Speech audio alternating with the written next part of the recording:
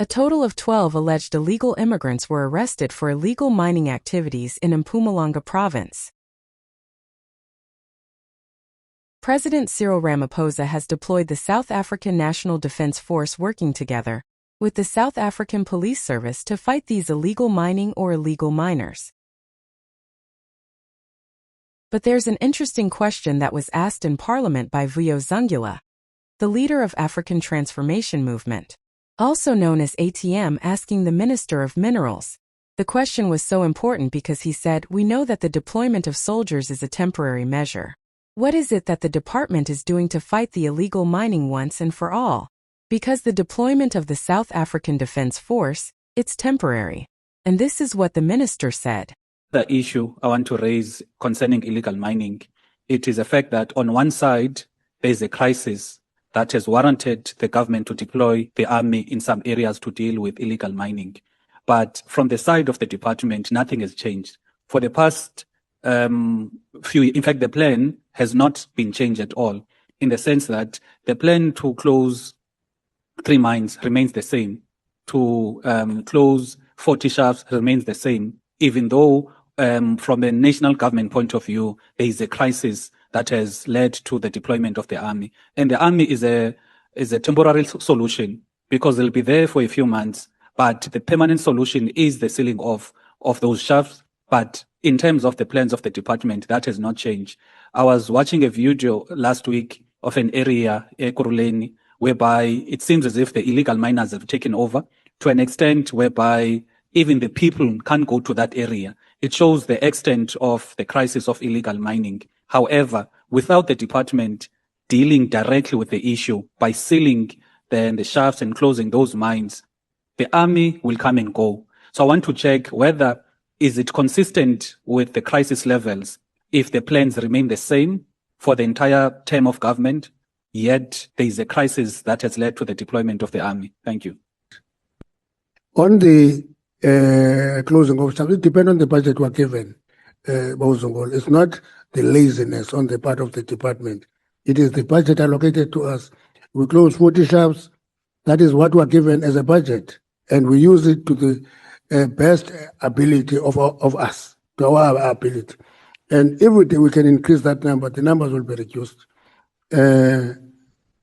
So it's not dependent on the willingness of the department. It depends on the amount of money we're having to seal those shafts. That's why I always remind the committee that those shafts are a function of a stage where there was no requirement to rehabilitate shafts. So those shafts were left open, we're inheriting them, we're trying to do something about them. But if the budget doesn't increase, we can't increase the rate. So we can take your message to the government, to the cabinet, you can raise it in parliament, you can raise this area, but it depends on the budget. If the budget doesn't increase, whether you deploy an army, withdraw it and deploy it again, it will not change because the budget is the determinant of the number of shafts you close.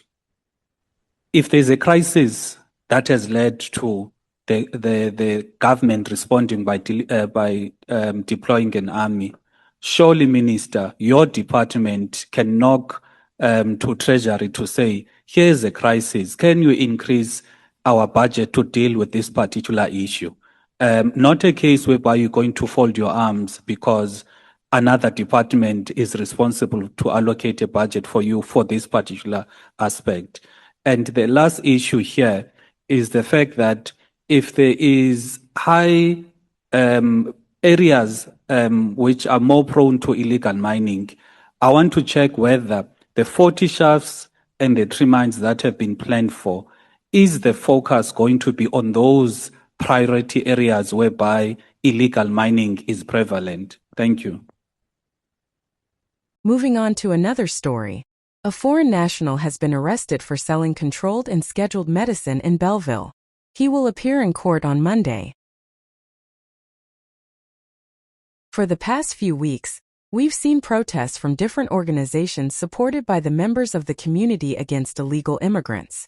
People are frustrated because these people are here in our country illegally, and they are involved in illegal activities. They are committing crime each and every day. As a country, we welcome our brothers and sisters from other countries, but we don't want those who come here illegally because that is a crime. The TMPD Cable Theft Unit arrested a Mozambican national in Hercules, Pretoria, after tracking a white Toyota Bakkie suspected of transporting stolen copper.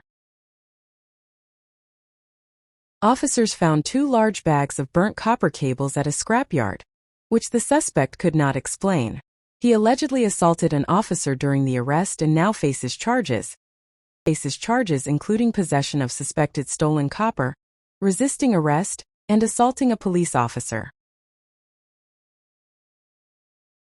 It is so disturbing to read a story where you'll find out that someone from Mozambique decided to cross the border and come to South Africa only to commit crime.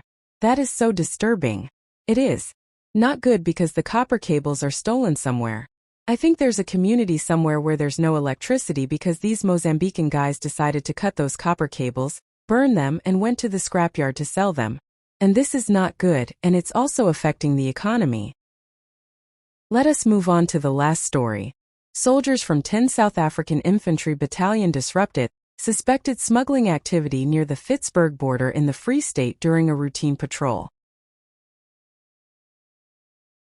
Suspects fled into Lesotho after abandoning 6 boxes of branded clothing and luxury goods, worth nearly 2 million rand.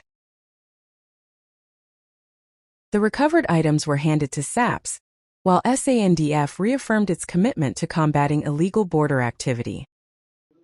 Honorable members, South Africa faces problems of illicit trade that threatens our economy, endangers consumers, and robs the fiscus of billions in revenue. The growing market for illicit cigarettes and alcohol poses serious risk to public health and undermine legitimate business. Each year, billions of rands in taxes go uncollected, funds that could have closed our revenue gap and avoided tax increases entirely. Again, crossing these things. You help people cross with these things. Who pays you? How much do the people pay you to cross with their goods? I can pay 2,000 rands. So someone pays you 2,000 rands to cross with these things? Someone is paying 500 me, and the loaders can pay.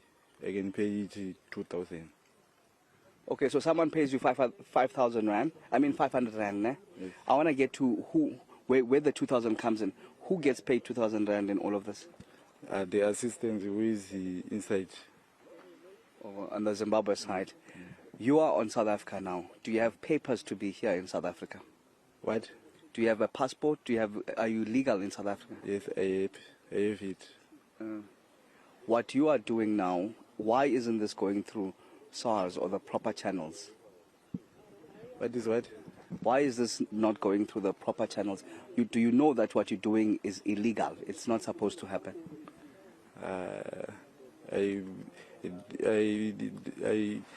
Because I have got not enough money to go to at the border.